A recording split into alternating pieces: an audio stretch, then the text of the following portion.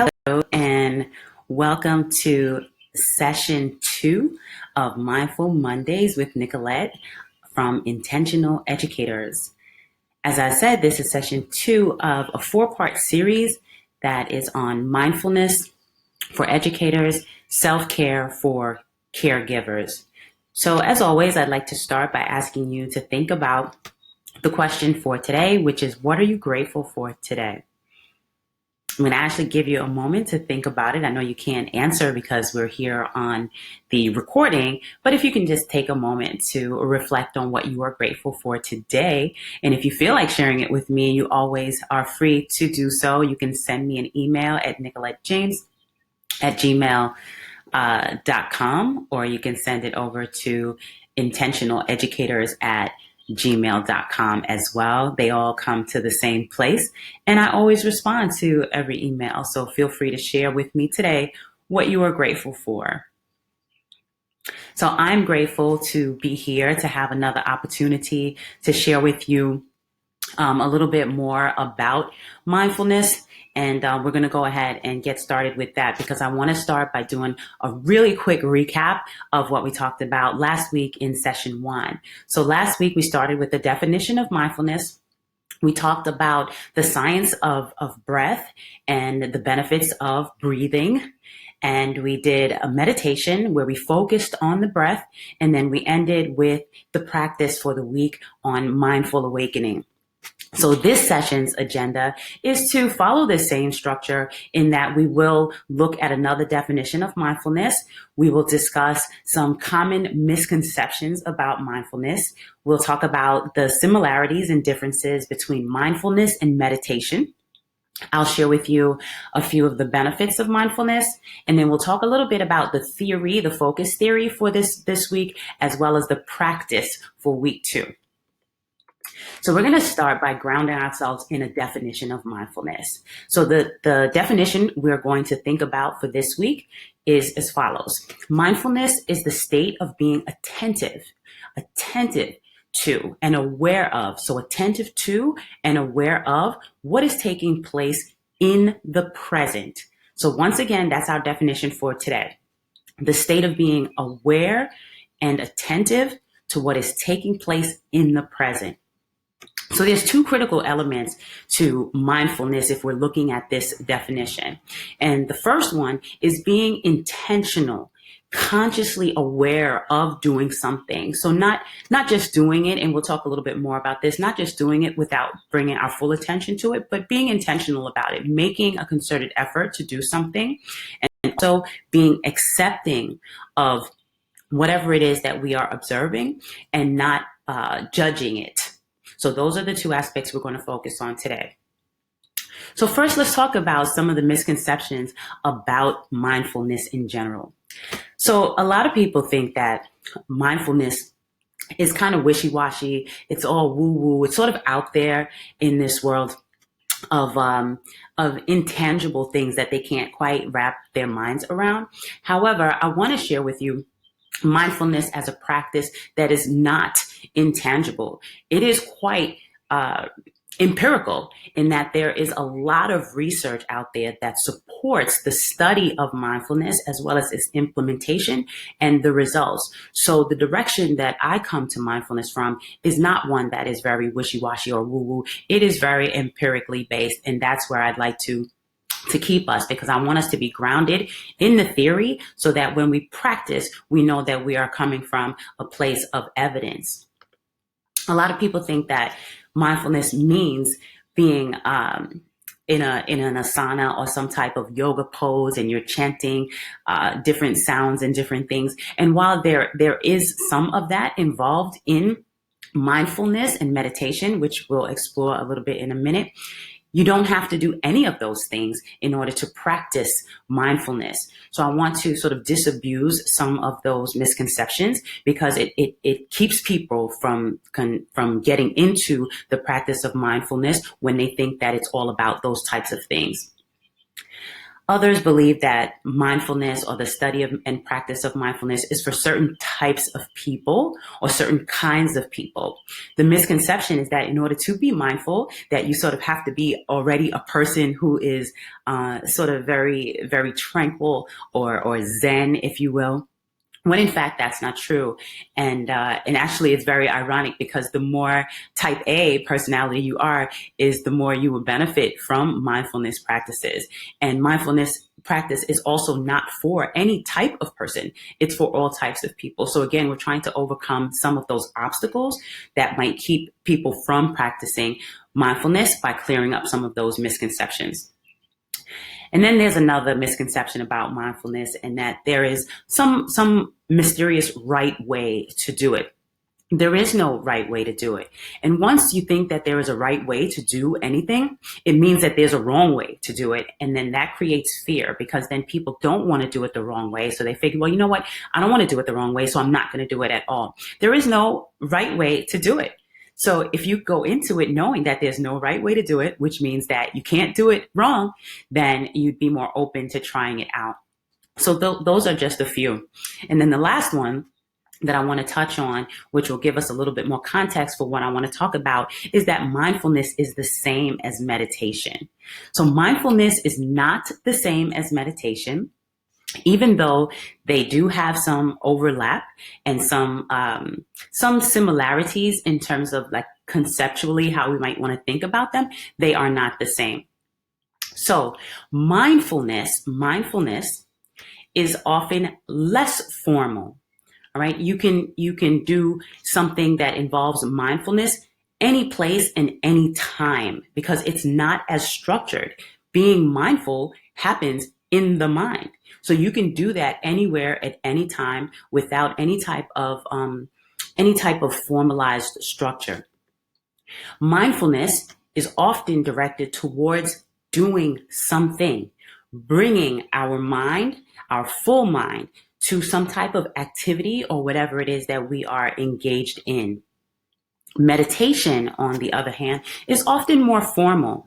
Meditation involves taking some time to sit somewhere or to lie down somewhere or to actually engage in a practice where the engagement is a bit more formal or a little bit more ritualized in some sense, where mindfulness itself is not that way.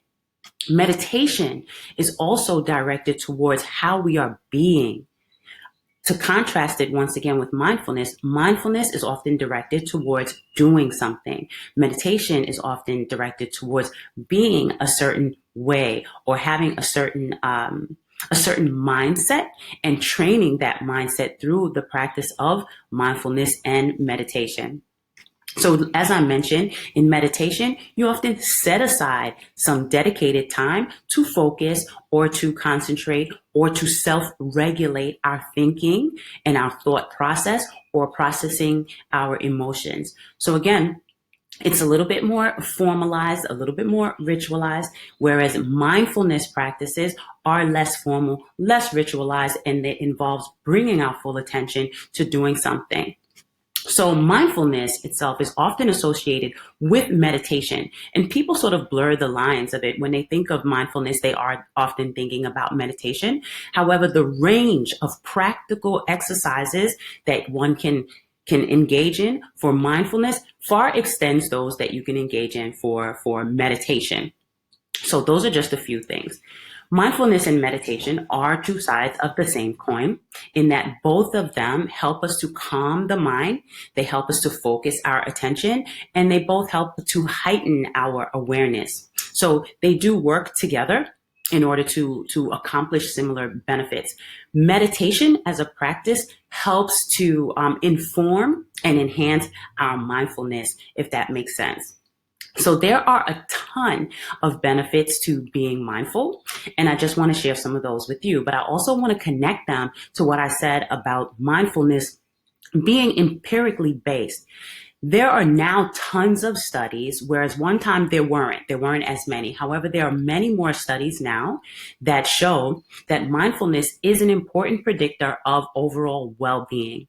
A few of the benefits of mindfulness is that being more mindful has been shown to result in higher levels of life satisfaction, more positive affect, less negative affect, a greater sense of well-being and vitality.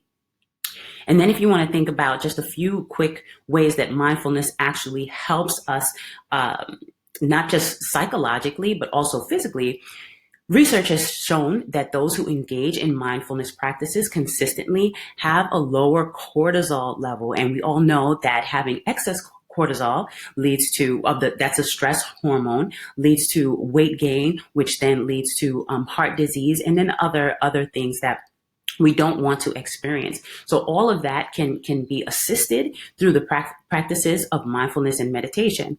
We also, those who practice mindfulness and meditation also have been shown to have lower blood pressure levels, better concentration, better task performance, memory skills, all of those things. So there are numerous benefits, as you can see there, if you are actually viewing the slides, but if you're listening to me, those are just a few. There are tons, and they are research-based results of consistent mindfulness coupled with meditation practices. So if those benefits are not enough, you might ask yourself, well, still, I'm not convinced. Why should I get involved in mindfulness practice?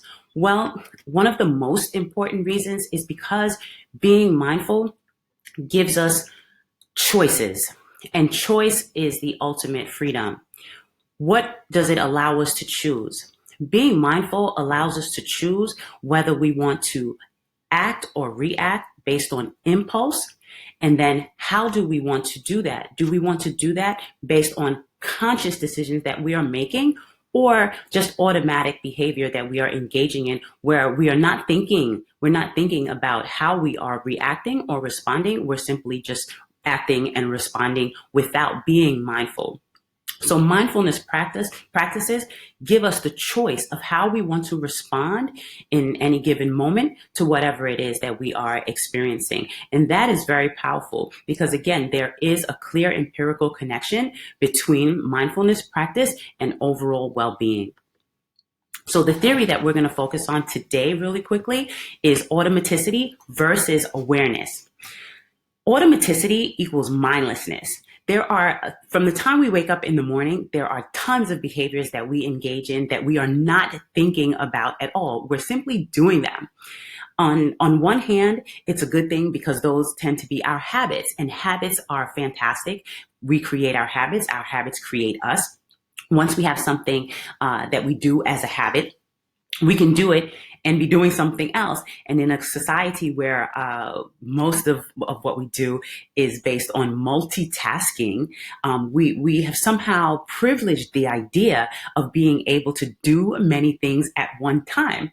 However, what we want to really do in order to enjoy the things that we are doing by actually experiencing those things is to not multitask. It's to be able to single task, because anything that we do automatically or with automaticity means that we're doing it mindlessly. We're not bringing our full attention to it. We're not directing the full capacity of our minds towards that activity.